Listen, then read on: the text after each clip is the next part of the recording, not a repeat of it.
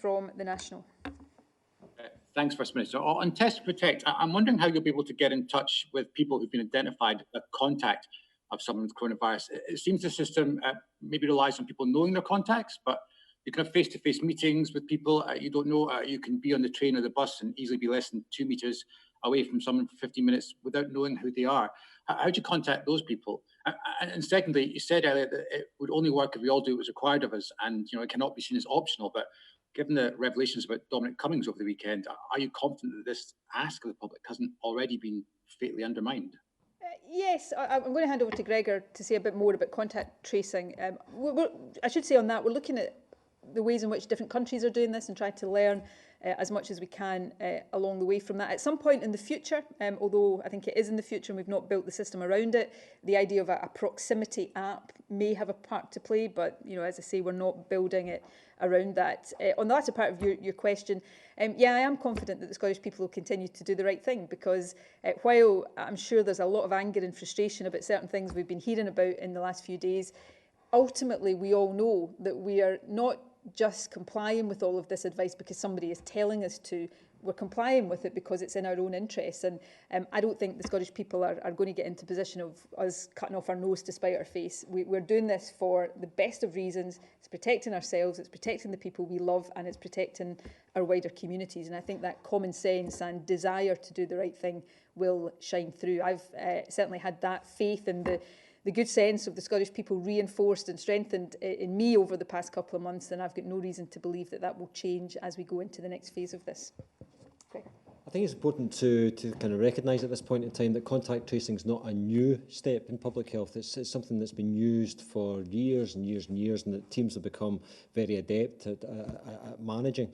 And by and large, the experience has been that people are very willing to participate in that contact tracing process and able to share the details that are important so that that contact tracing can actually take place. So we're on a kind of well-worn path here, where we know the footing is fairly firm. And where there's more complex arrangements which are necessary because of the type of contact that people have had, maybe it has been in a more open situation, those are generally assessed by very experienced health protection professionals who look at the entirety of the risk in that scenario, and then there's various ways that they can explore how they might contact people who they feel are necessary to contact when that situation arises. And that might be because of the use in a kind of more open space where it's not immediately available, the kind of contact details of the people who might have been participating there. So there's nothing about this that is new, and we'll be kind of falling back on well-worn processes to make sure that we contact as many people as possible. I think that's a good point to end on, actually. The scale of what we're about to do is new because it's much bigger than anything we've done before, but the principles of it and the tried and tested approaches, as Gregor said, are not new.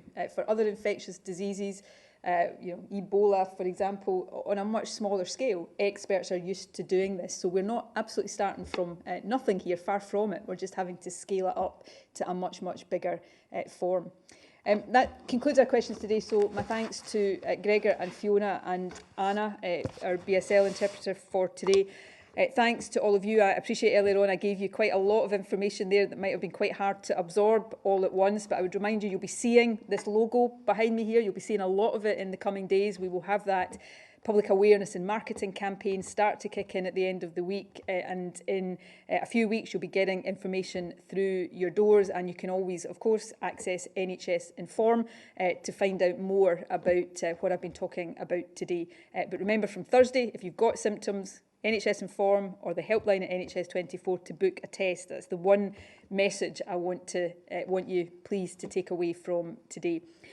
I will be in the Scottish Parliament delivering the update tomorrow at 12:20 at a session of First Minister's questions, and then we will be back here in St Andrew's House at 12:30 on Thursday. But for now, thank you for joining us.